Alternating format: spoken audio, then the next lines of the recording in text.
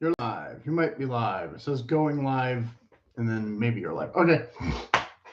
I just did a video the other day, Friday or whatever, where I talked about uh, winter decor. Nobody's watched it. Like one person may have watched part of it. Easter egg. I didn't show the M&M's holiday tin with a little bit of a rattle right now, and I didn't show the one idea that I wanted to get out of the way was the. I guess you could decorate with Christmas cards. Once again, we have the snowman theme to go along with that wrapping paper. Uh, I'll have to re-show these in the holiday version, but Easter egg for whatever reason. Of course, I'm tempted to just do a video talking about Yellowstone and Costner and plot hole issues and things instead. But I did a video about this in the spring, and I thought it was a good idea. So I'm doing it again, even though hardly anybody watched that one. This is just the autumn reset. Of course, my actual reset won't happen for about another week because that will be when we still have 1 month until the winter solstice. So, everything kind of parsed out in nice, evenly measured things, and I'll probably be swapping out the Yellowstone Western look for more of my traditional flannel shirts and things that I've gotten to wear a little bit. The weather fluctuating a tiny bit lately. So I did wear this one. We'll do flannel shirts, I guess, for a minute first. I had washed this one before. I'd worn this one before, but last night I washed it, and I am kidding you not. Okay, I won't cooperate. But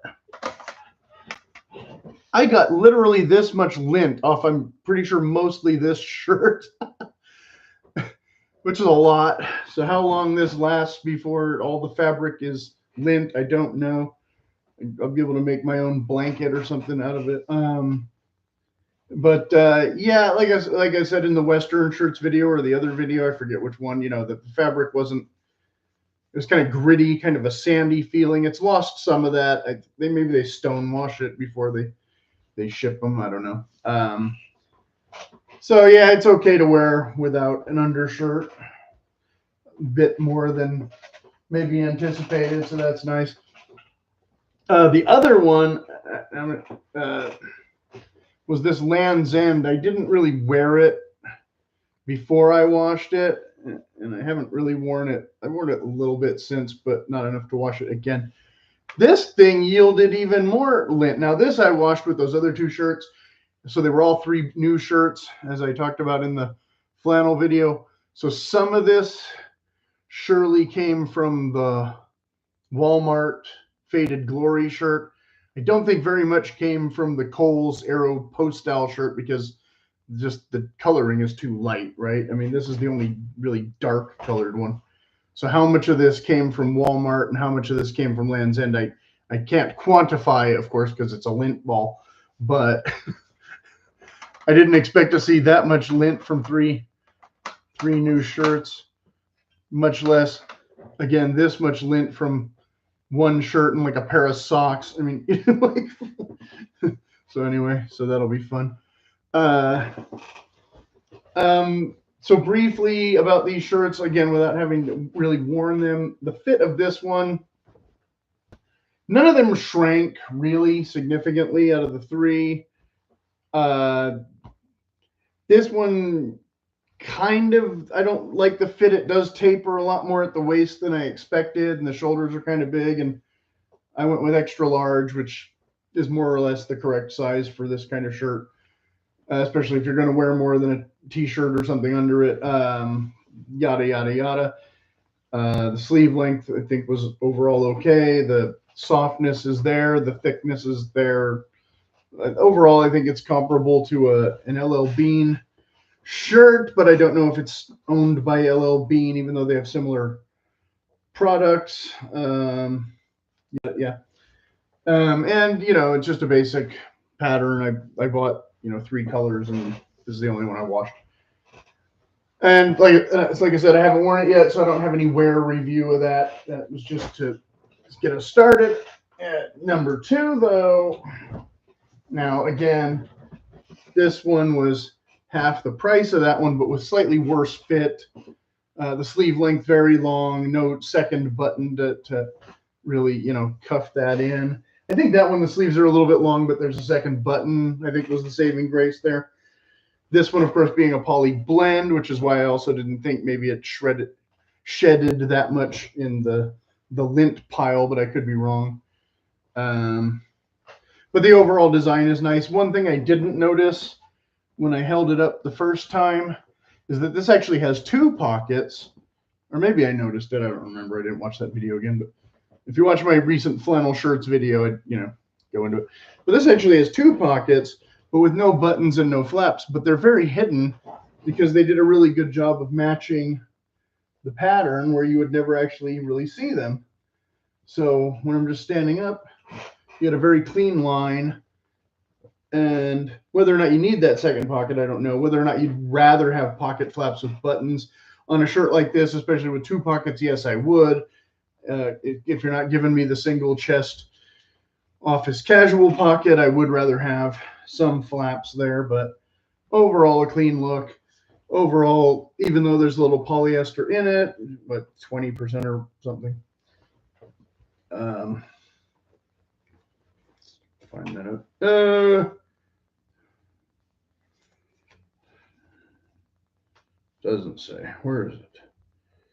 Made with recycled cotton and recycled polyester.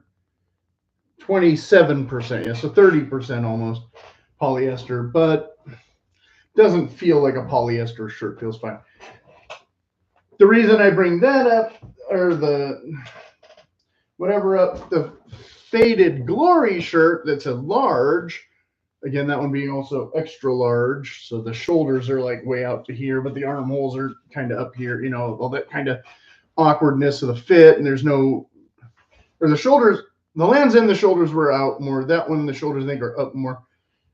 One of the two, I'm not sure, both, maybe both. I don't think I can really get it adjusted at the tailor to take away this extra fabric that's up here because there wouldn't be enough down here. I think that was why I was saying that both of those are bad fit. The Aero Postal is slightly worse fit overall, but also half the price, right? And I got the other one on a discount, so I didn't even pay full price for that. If I had paid full price for that one, I would have been like, really? Okay, I'll probably send it back. Just because, like I said, the fabric and everything might be similar to LL Bean, but the fit not the same as I'm used to, or at least typically with LL Bean. I have some LL Bean shirts that I can't really wear. They're cut badly too. Oh, yeah. Save that and save all that for the next video, the holiday flannel video or winter flannel video or whatever. So the last shirt. But what I noticed about this one, see now here are the exact opposite. Whereas that one I was saying how well the pockets blend right in. This one, they jump right out. It's garish, right? They didn't bother to match anything. They just slapped it together with whatever bits they had lying around, and however it matched up is how it matched up. But the pleasant surprise of this one is that even though I bought it in a large and I washed it and dried it with the other two, this is huge. This thing, they definitely, again, I don't know what quality they offer now. I don't know what they've changed about the sizing now. I bought this several years ago and just hadn't worn it. Definitely much bigger, much roomier, no tapering issue, no sleeves in the wrong place issue. It's a large, which should be my size. I'm a little bit, more in the stomach than I'd like to be, but several brands I can still wear a large and not need an extra large.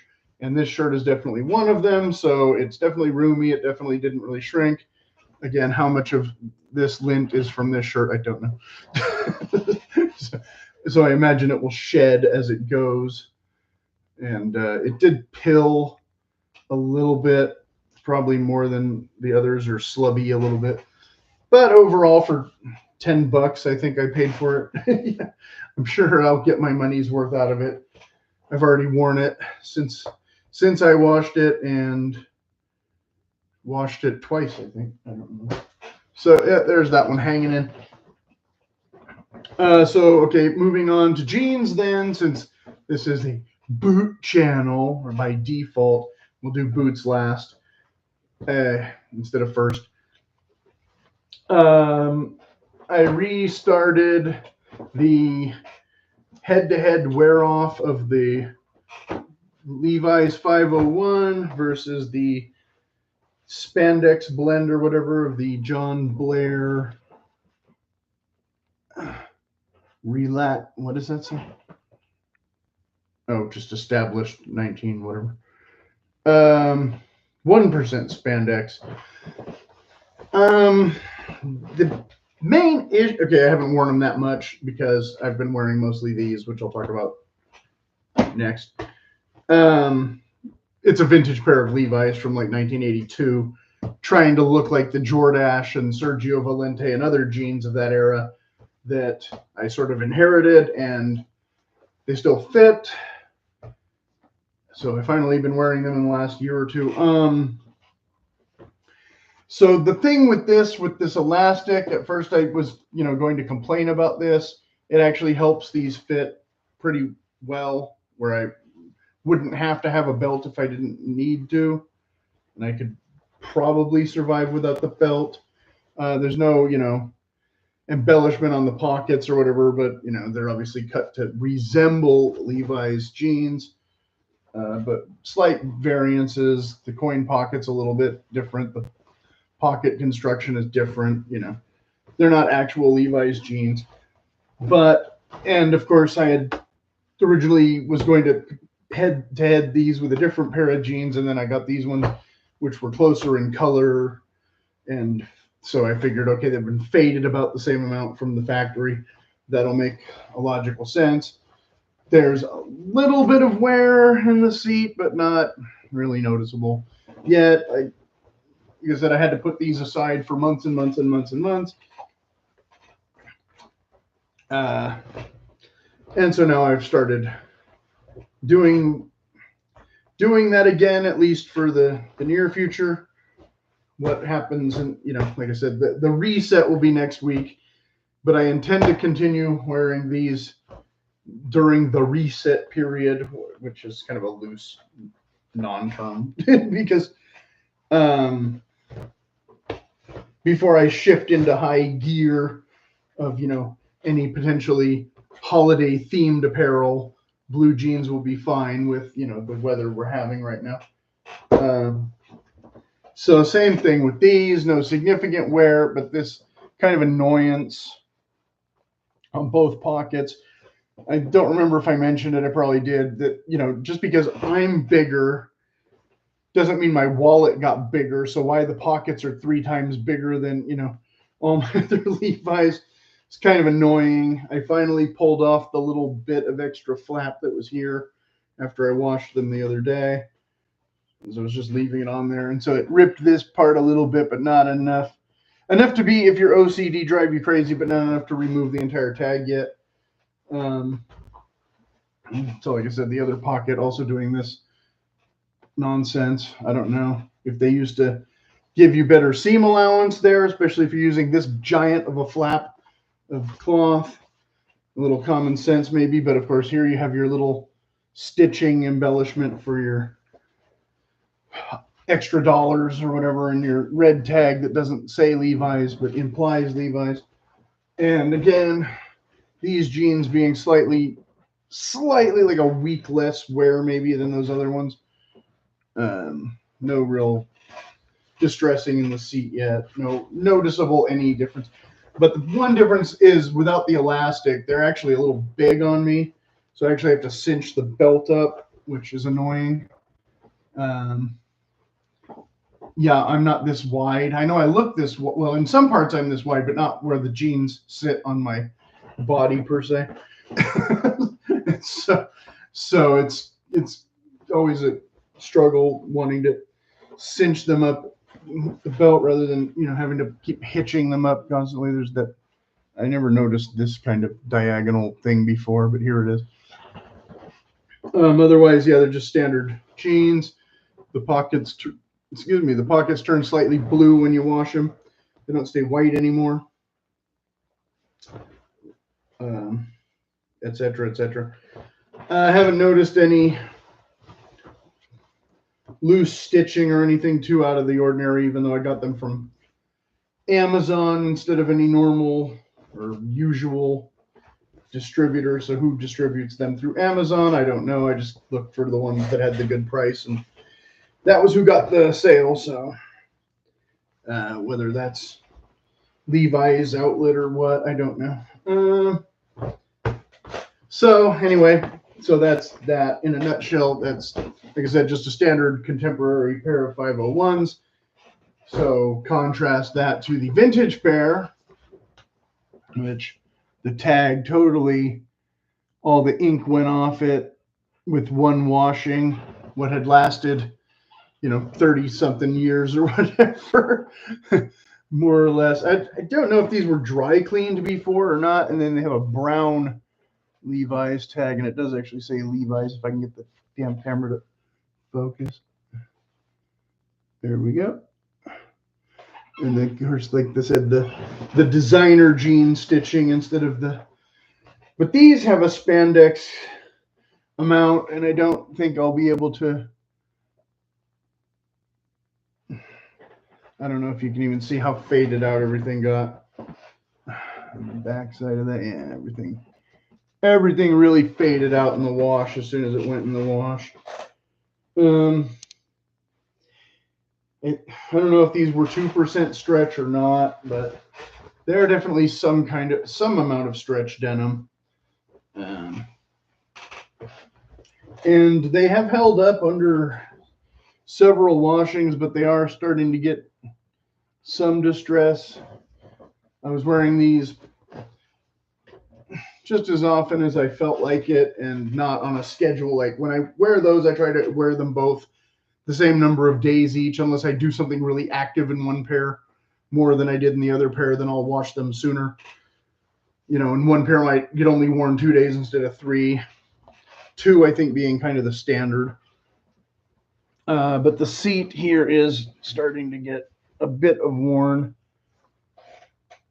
How long before that goes out? I don't know. Again, I don't know if the polyester composition helps hold things like that together longer. I'm inclined to think maybe it does. But they have kind of a soft, furry flannel feeling to them, but definitely not a true lovely only cotton feeling to it at the same time. But they are soft-ish. They are some loose thread there for some. But yeah, the pocket construction a bit different. The rivets more similar to the Blair ones than some of the other Levi's rivets. But definitely not where the pocket is going to bulge out and show all the white like the Blair. As you can see, not as wide as the other pair. But so I could wear these without a belt, but I still wear them with a belt, which of course also rubs the label.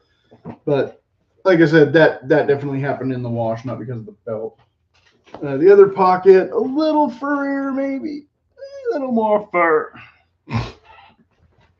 Why this thing won't go out? I hate this camera being backwards. So I'm trying to rotate these with those other two and see how long they last.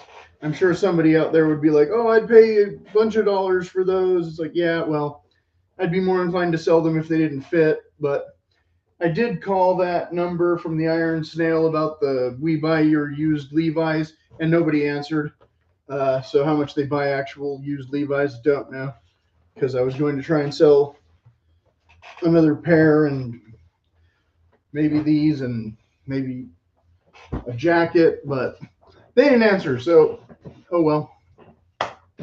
Okay, so moving on to boot matters. Okay, so the first thing, I got an extra pair of these for no reason at all, so I'm showing them off. I'll put them in something.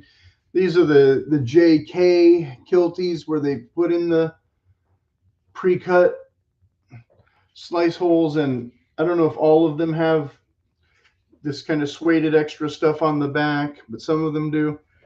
I have some other ones, but I'm not going to show them all because whatever, kilties. Either you have boots that need kilties or you have boots that you'd like to put in kilties. I don't know if these guys are the cheapest ones or not, but like I said, they're the ones who put in these holes that the other brand doesn't do. So I got these from them. I also got the neoprene inserts from them. This one, they didn't cut it very well. It's kind of all loosey-goosey here, but the other pair was okay because the one boot came with them, and then I took the inserts out to put them in the Challenger boots, which helped immensely. I'm going to talk about the Challenger boots. Nix has these, but I don't know if they're the same quality or if they're better, but they're $5 more. So again, JK got that sale. Nix, on the other hand, going back to kilties, these are the Packer kilties that came with the Packer boots, but they're only cut to here and they're flat across the top, and I didn't use them when I was starting to break them in. And you notice they don't have any slit there. You have to kind of navigate your own. And the holes are in a different spot. I don't know if that affects anything. I guess it depends on which pair of boots you're putting them in or whatever. These holes are a little bit small, but I liked this jagged style better than this super obvious jagged style, I guess, or whatever. So this is a logger style, and this is a Packer style. Okay, so keep that in mind because I bought the Packer boots, but then when I ordered the extra tall ones from Nix, I didn't specify which style I would want, but I assumed that since he knew that I bought Packer boots, that they would send the Packer style, and then they didn't. They sent the logger style. So that's kind of annoying. But they're not super expensive, and you replace these eventually anyway, so fine, we'll live. And I always have these as a backup, blah, blah, blah. Or if I want to swap these out and have this more nice look than this sawtooth jagged look, more sawtoothy jagged look, whatever you want to call it. So yeah, I wore these a little bit. The leather doesn't exactly match this leather, I don't think. I'm not sure if this is the old leather because this was the newer leather because I had to wait to get the other leather or whatever the deal. I don't remember. So I'm not sure if this is supposed to be the same leather, but the color is slightly different enough that you can maybe see. This one's more brown and this is more red, even though I think they're both supposed to be the same. Whatever. But like I said, that's just the thing that goes there. The Challenger boots, on the other hand, didn't come with any of those. I don't know if I'll use these with this. Maybe. It's not the same leather or the same color, but because this was just the generic brown, but these were only like $10 or whatever, so maybe it'll work with that if I decide I want to use it for that. And like I said, I put in the inserts, but I'm not taking them back out because they're a real pain to get in and out. And not in this boot, but in the other boot, I had to trim, or the other pair of boots, the older ones that I took the other ones out, I put the new ones in. I had to actually trim the neoprene a little bit, and it was really hard to judge because you couldn't get it to sit in there flat. But when I finally got it to sit in there to where I could feel where it kind of curved, I was able to take it back out and trim it to more or less correct. So that was nice.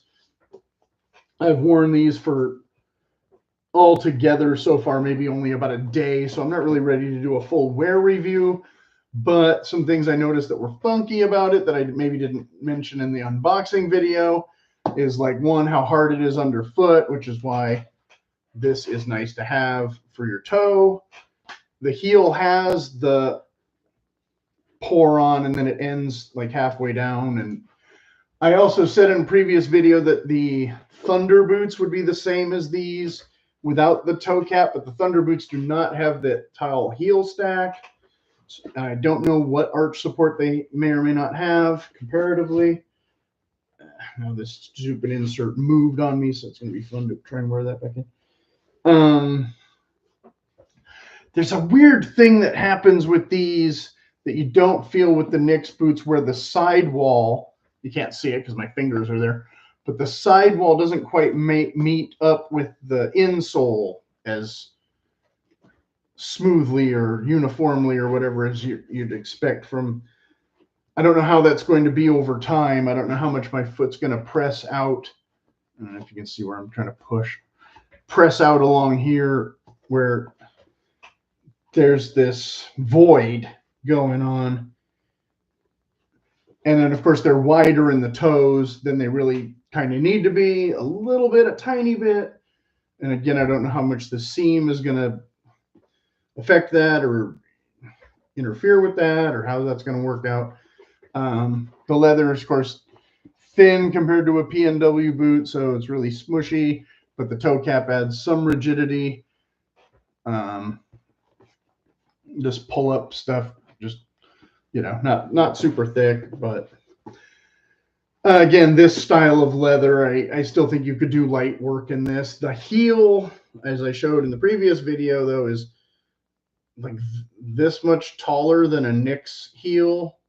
So, you know, and people have already noticed what a serious ski ramp is going on here. I haven't noticed that affecting the wear too much. Yeah, they're a little bit higher than necessary. But they're also not like uncomfortable to wear once you kind of get used to them. Like I said, I put in the foam things, and that took away most of the discomfort and filled up most of the extra width that I was having here with that issue. So yeah, they're still not a perfect fit, but they're not terrible. And again, I haven't tried it with this to see how that would affect the lacing, but the lacing hasn't really been the total issue since I put in the foam, because at first, yes, I was trying to pull them extra tight to keep from sliding so much in them. I did get heel blisters right off the bat, like I always do with Thursday boots, even though these are a slightly different type of Thursday boots than the other kind of Thursday boots, and the you know, with the rough out interior instead of the lined whatever glove lining and the president ones and all that. So you can see there's a little bit of seam going on there where I have managed to flex them a little bit, but not a lot of overt wear. I didn't end up wearing these at all because I wore those other moc-toes, and I didn't bother to dwell on. I did that Mocktober joke video and then that Mocktober follow-up video showing the 3 moc-toe boots I did wear in October, which was like, you know, a few hours each. It wasn't even that long, just enough to do it. However, with these boots, if you recall, I had bought this leather in what turned out to be the right size and sent back the other leather in the smaller size. And so I did end up having to exchange the first pair, the brandy or the whiskey or whatever. What are they called? Whiskey. I did end up having to exchange those. So I'm doing a new unboxing all of a sudden, even though nobody's going to watch 30 minutes of this, right? Well, maybe some people have skipped ahead to the boot part. So new unboxing of the Black Label whiskey, because I already looked at them. I think somebody else already tried them on, but at least they fit more or less correctly with the leather laces that haven't trimmed yet. The paneling, though, the one is better than the other. You got a lot of loose grain going on here. So maybe I should have announced better somehow in the title that there would be an unboxing. But the colors is terrible. The matching, like this one has 2 panels that are more blackish than the reddish. I don't know if this was a rushed out pair or what. And it's not a true unboxing because, like I said, I already looked at them, but I did not wear them yet because I could barely put my feet in the other one, so I had to send them back. Yeah, this one. This coloring is not as nice as the previous pair at all. That you can see that top brown doesn't match that reddish heel and vamp bit at all. The toe cap kind of matches the upper a little bit more. Here you can see this doesn't match at all. Like they just, I don't know. They just threw this frickin' boot together. I was seriously debating sending them back, except that I had to wait to get them after I'd tried the other ones, blah, blah, blah, blah. That's totally red. That's totally not red. See that? But I am curious how this leather will wear. Like I said, I'm positive somebody else tried these on that was not me. Because they're a little bit more scuffed. And I don't know if this creasing is normal or somebody just walked around them as much as they wanted to before they sent them back. Oh, I don't like them. Took a bunch of pictures for Instagram and got rid of them. But they don't have a boot channel, I guess, right? So as you can see, this one's been worn in the dirt a little bit, and this one has not. So at least they didn't take them outside like I did with the other pair. So there's a little bit of scuffing on the toe here. This is the resilient rugged leather or whatever. You're not supposed to worry about it. The one thing I did notice wearing these around was that when I switched back to the flimsy Carolina fake logger boots, it's like a sneaker. The heel stack still has a bit of weight to it, but other than that, yeah, there's a ton. As thin as this leather is, this heel stack and the bit of the midsole and outsole adds a lot of weight to this for casual walking that you might not like. It really might not like for hiking, but again, if you were going to try and do outdoorsy work in them, in the rugged leather, I think they would be okay for, you know, a reasonable amount of abuse. They're not as thick and heavy duty as the other thick and heavy duty boots, but that they are challenging. But I wouldn't say they're only a fashion boot. This, on the other hand, is mostly still a fashion boot. But since I got one that's all messed up already with all the scratches and all the scuffing and all the crappy mix-matched leather and whatnot, I guess I don't have to worry as much about babying these as I would have. But of course, I'm too late to enter the Thunderdome and wear them every day until they look horrible. But I don't spend like $400 on a pair of boots just to destroy them either. So, yay, you know, I don't have to baby them and put them in velvet bags or whatever, or satin. But in the meantime, I'm not just going to destroy them willy-nilly just to destroy them. But I think that for all their claims of, you know, quality control and stuff, and that usual Thursday quality control sticker wasn't in here anyway. And I don't know if they gave me multiple pairs. They must have gave me 2 pairs of laces with these. But I don't think they gave me the 3rd pair that I got with the 1st pair. I don't remember. But I kept an extra pair when I sent them back anyway. So even though I'm never ever going to use those million-mile long Kevlar ones that came with the, I don't know who the hell came up with that idea.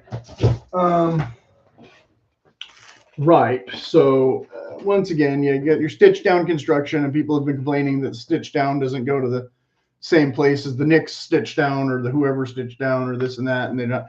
No, they're not the same boots. They're made by a different company. They're made to a different specification. They also cost.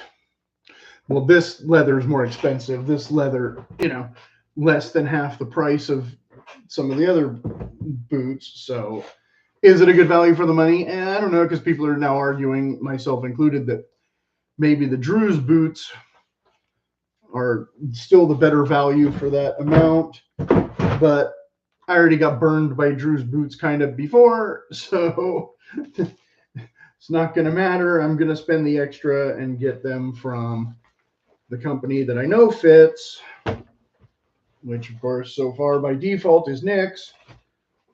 Nick's out of the heavy duty boots so far fits me the best. I haven't tried every brand yet.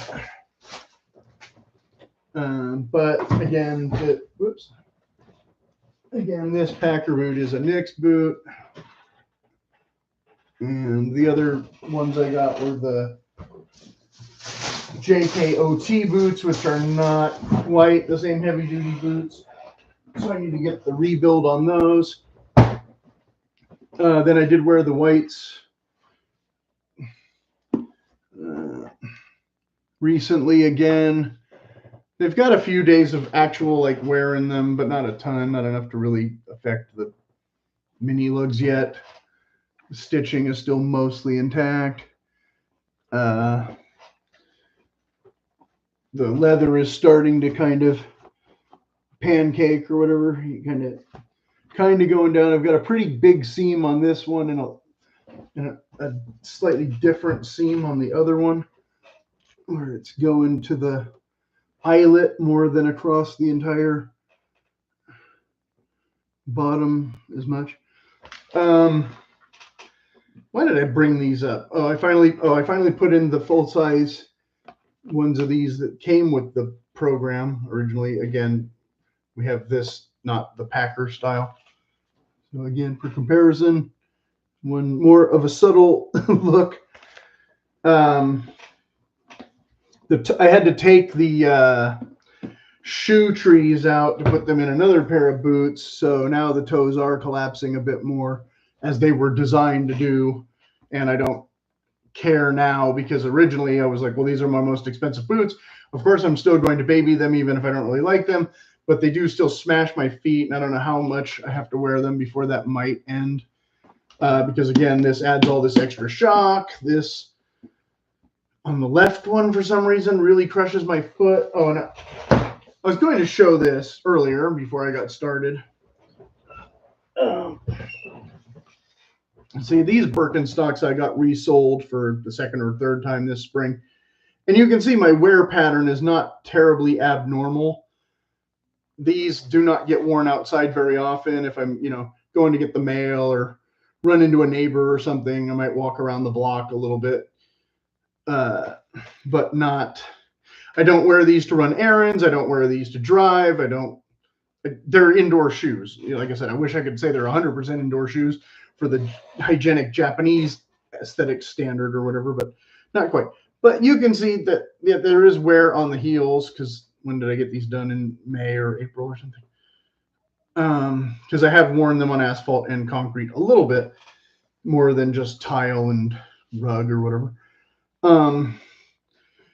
But overall, like, my one leg might be slightly more longer than the other one. Slightly longer, they might wear slight, but overall you can see they are pretty even, right? Okay, so there's nothing too odd going on. Odd things going on in the video, but not so much with the footwear. Okay, so heel stack 1, heel stack 2, how that adds up, how they wear differently than a Birkenstock. Heel stack 3, wedge soles, all that, right? And so I've worn this outdoors, not a lot of wear on it, but I have worn it out in different grass and concrete and that kind of thing.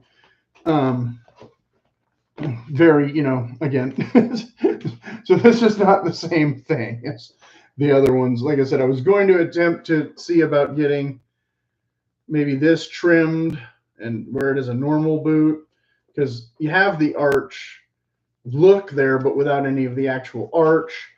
So it doesn't really need this extra heel stack, and then I could just wear it as a regular shoe. Of course, I did put the combat boot insole in them that did not come with these, so that helped gather these up a lot. Otherwise, these were way too big. They were flopping around. I was trying to really pull them to wear them. It wasn't working at all. A little bit of creasing going on already. I don't think these are the laces that came with it. I don't think this false tongue stuff came with it. I think I took this out of the other boot and just stuck it in this one. It's just for show. This literally does nothing, and of course the tongue is not gusseted all the way up where you would necessarily need that feature anyway. These rivets are the thing that are making me wonder if they can be properly re-stitched if I want to reinforce this leather or replace it or something later. This does have a plastic toe cap, most likely. Probably not anything rated for real safety, probably just to give this thin leather a bit of structure. And so, like I said, if I'm comparing this to this leather's, you know, still thin. You're still able to do pretty much that, but it doesn't feel as thin. It still feels a little bit thicker, but it's still not the same thing as, you know, these heavier duty brands where we get a lot. Well, I have shoe tree in this one, but we get a bit less squish going on here, and you know, and a bit less squish going on there. This, of course, being more of the cowboy style than the logger style. Excuse me again. I have a logger one right here. What am I thinking? I thought it was in the other room, but it's right behind me. Okay. So yeah, I'll just show it again then, like I did in the previous video. You can see. Seasick. Okay. It's a tiny bit taller, or it looked like it. Not by much. No, it's about the same. Maybe I was optical illusioning last time and just thought it was taller. But the slope of the arch, I think, is where people are thinking that they're sharp. I'm trying to get this straight. There we go. I thought the Knicks had the slightly less tall heel stack, but it looks like that's actually about the same. So I fooled myself with my own camera last time. So there you go. And we got some grain and blah, blah, blah. And we got some, I've already done videos about all these. So I wasn't really going to try and do a Knicks Thursday comparison again in this video, because like I said, I haven't not worn this boot enough to really worry about that yet. Instead, I'm just showing the boots that I've been wearing instead of the boots that in my rotation video I said I was going to be wearing. And then I don't remember which ones exactly I said, but I think that was right before these came out, which of course I did immediately start wearing these, but again, had to return those other ones. So there was lag time with that. So I haven't got around to wearing them yet. And then, like I said, I wore these because instead of the Thursday President boots or the Hero boots or whatever, I decided I would just use these as my walk around shoes in the meantime, because the Hero ones and that other pair of Captain ones I got have the water resistant coating on them. So I decided that if it's dry, there's no sense in wearing off the coating for when it finally does rain, in case I want that feature, etc., etc.